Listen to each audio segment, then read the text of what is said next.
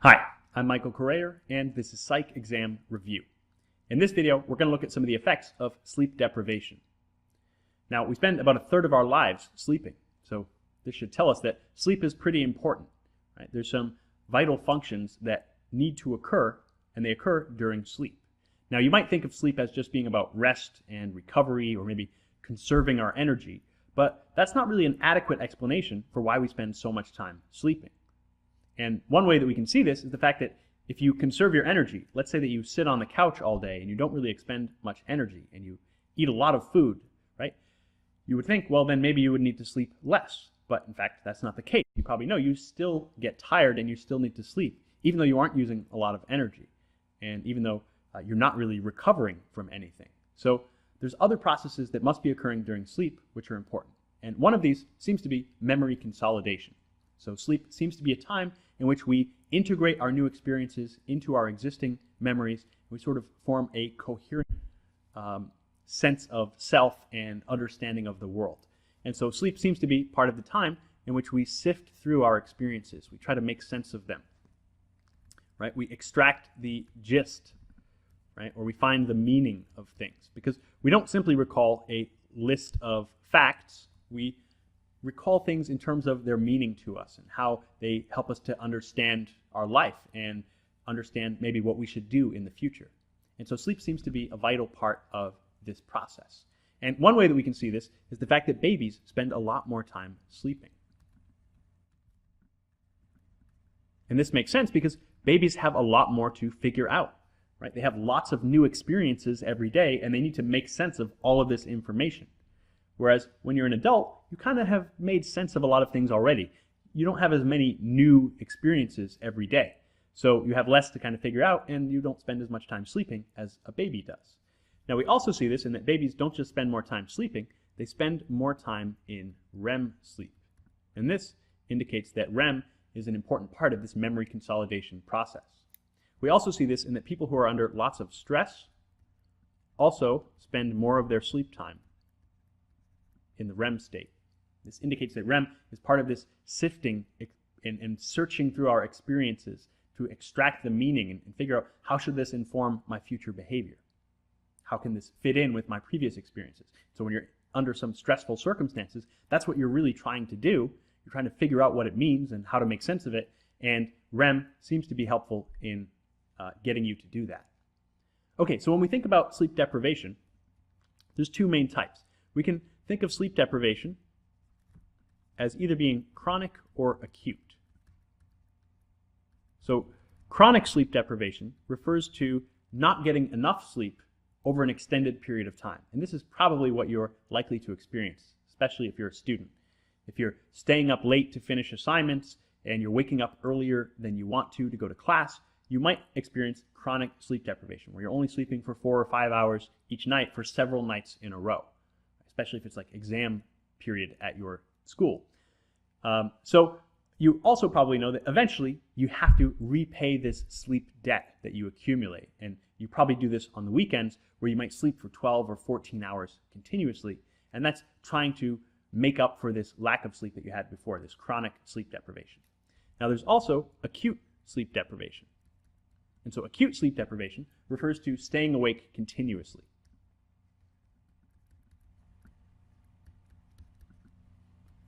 And this is obviously going to be a bit shorter in duration. So you might have chronic sleep deprivation that lasts for, over the course of a whole week. You might have many nights in a row where you don't get enough sleep. Whereas acute sleep deprivation, you might stay awake for an entire night or maybe 2 nights.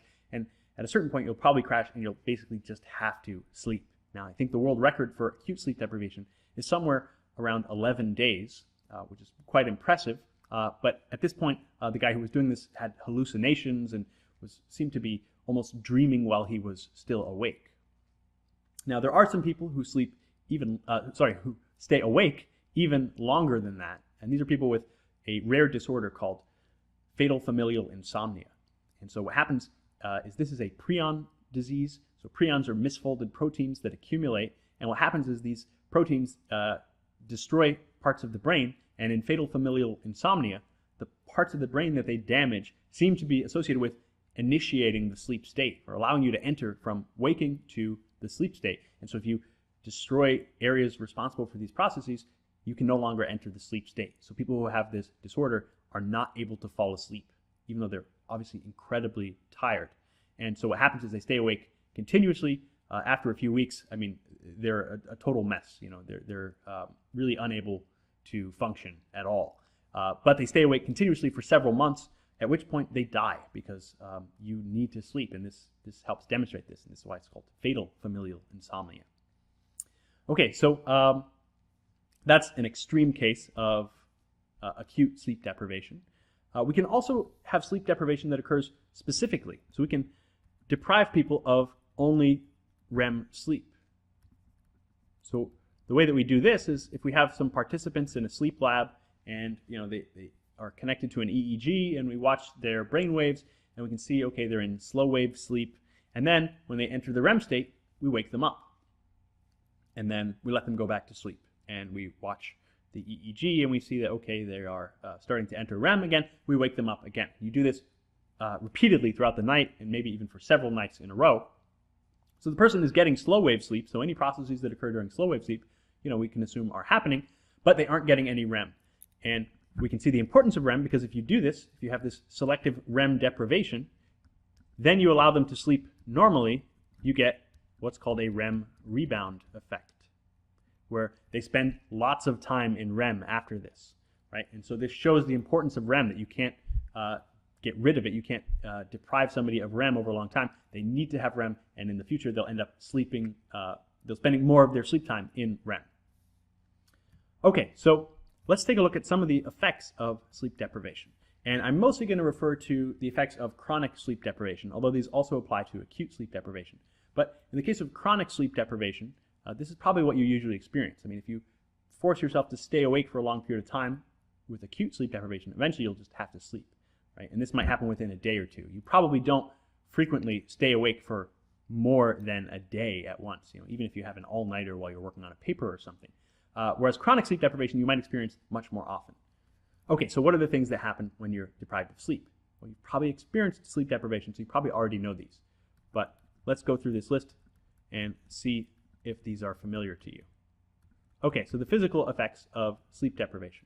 The first is the obvious one that you definitely know, and that's that you feel tired. You experience fatigue when you aren't getting enough sleep. Right? Another thing that happens is that you get dark circles under your eyes. You might wonder, what is that? How is that happening? How is it that, sometimes you can look at somebody and tell that they aren't getting enough sleep just by their eyes. So what is going on there? Well, what's happening is that when you don't get enough sleep, the skin underneath your eye, this is some of the thinnest skin in your body, it becomes a little bit paler when you're not getting enough sleep. And so what happens is you're actually seeing the blood vessels underneath that skin. And that's why you appear to have these dark circles, is you're able to see those blood vessels because the skin is a little bit paler than it normally would be. Okay, so that's another physical effect of sleep deprivation. Then we have some hormone fluctuations. And I'm going to talk about some of these specifically in a second. But not getting enough sleep influences levels of different hormones in your body. So we have hormone fluctuations. And then lastly, and again, you probably already know this, you have reduced physical performance. And this is on a number of different types of tasks. And of course, if you're an athlete or something, or even if you're not, you probably logically know that if you have a big game or a big meet or something, you need to get enough sleep beforehand if you want to perform at your best. If you haven't gotten enough sleep the night before or in the several days before this event, you're not going to perform at your best. You're not going to set any, personal bests or new records when you're deprived of sleep, because your physical performance is reduced. You're not as strong, you're not able to run as fast, all of these things. Okay, so I want to look at one specific interaction of these hormone fluctuations, because this refers specifically to chronic sleep deprivation. So in the case of chronic sleep deprivation, it's associated with obesity. Now, it's not the case that being chronically sleep deprived definitely causes obesity. Obviously, it's more complicated than that. And it's also the case that obesity can actually cause chronic sleep deprivation. So there's certain sleep disorders, which I'll talk about in the next video, like sleep apnea. And if you're obese, you're more likely to suffer from sleep apnea. And if you suffer from sleep apnea, that's going to disrupt your sleep. You're going to be more likely to be sleep deprived because sleep apnea causes you to repeatedly wake up throughout the night. And so as a result, being obese puts you at greater risk for being sleep deprived, and being sleep deprived also increases your risk of obesity. So why is that? Well, there's a couple things that happen, and it has to do with these hormone fluctuations. When you are chronically sleep deprived, a hormone called ghrelin is increased in your body. And ghrelin signals hunger. You can remember that if you think of ghrelin and your stomach growling. So ghrelin makes you hungry, and when you're sleep deprived, you have increased levels of ghrelin. That means you're going to be experiencing more hunger. So that would probably cause you to eat more. Not only that, but you have a decrease in the hormone leptin. So what does leptin do? Leptin indicates satiety, meaning leptin tells you when you feel full. Right? When you're eating a meal, eventually you get to a point where you don't want to eat anymore. Right? That's this satiety point. You feel full, you don't want to eat anymore. And that's partly signaled by this hormone leptin. And when you're sleep deprived, your leptin level goes down. That means you'll eat more before you realize you're full. So this is a bad combination, right? You have more cravings for food, and you tend to eat more. And making things even worse, you have reduced willpower, right? You feel less sense of control over your own behavior when you're deprived of sleep. And so when you get those cravings, you're more likely to give in to them, right? It's going to be harder to resist. And not only this, but we also have an increase in another hormone called cortisol. Cortisol is a stress hormone. You may have heard of it before. And we'll go into a lot more detail on stress in a future unit. But for now, we'll just say that one of the things that cortisol does is it encourages your body to store fat, right? It encourages fat to be mobilized into fat cells, and particularly in the abdominal region. So obviously that's going to be associated with obesity if you're storing more body fat in your abdomen. And another thing that cortisol does is it suppresses your immune system. And again, we'll talk about exactly why and how this happens in a future unit. But this is why, you probably know, if you are chronically sleep deprived, you're more likely to get sick, right? Because your immune function is decreased when you're deprived of sleep. And this also explains why when you are sick, you probably spend more time sleeping because you're trying to activate your immune system, right? You don't want to be, sick and also sleep deprived. So when you're sick, you tend to be more tired, and you tend to, hopefully you have a chance to sleep more, and that's to encourage your immune system to be activated. Okay, so those are some physical effects of sleep deprivation. We also have cognitive effects. And these, again, you're probably familiar with a lot of these. So I'm not going to go into a lot of detail on each of these. But what are the things that are impaired when you aren't getting enough sleep in terms of your cognition? And obviously there's some overlap between physical and cognitive effects. Well, all of these things are going to be impaired. Your concentration is impaired. Your memory is going to be impaired. Your judgment is impaired. Your coordination, so you could think of that as partly physical and partly cognitive. We have your attention, your ability to stay focused. Again, overlap with some concentration there. That's going to be impaired. And maybe the most important one is that your reaction time is reduced. So you can't respond as quickly to things when you're deprived of sleep.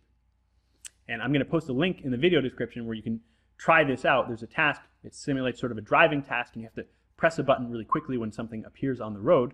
And what you can do, what I recommend trying, is do this when you're feeling alert, when you've gotten a good night's sleep, and try it again when you're tired. When you haven't gotten enough sleep, or you stayed up really late the night before, you're feeling a little drowsy, and try this task again, and you'll see that your reaction time is reduced. You can't seem to be as fast at the task. And so this brings us to consider something that I'm going to talk about in more detail in a future video, which is drowsy driving. And it's similar to drunk driving in terms of the impairments that occur. So if you haven't slept in 24 hours or something, and you're driving a car, it's similar to being drunk and driving. And drowsy driving is a big problem. It's estimated that about 100,000 accidents occur as a result of drowsy driving in the U.S. every year. And from those, an estimated 1,500 people die. So this is a really, really important topic, and I want to address it in a little more detail in a future video. But for now, suffice to say, don't drive when you're tired. If you're feeling drowsy, pull over, take a nap, arrive late for wherever it is you're supposed to be going, it's simply not worth the risk to drive when you're drowsy because of all of these negative effects here. Your reaction time is impaired, your concentration is impaired, your judgment is impaired, and this can have catastrophic consequences. Okay, I hope you found this helpful. If so, please like the video and subscribe to the channel for more. Thanks for watching.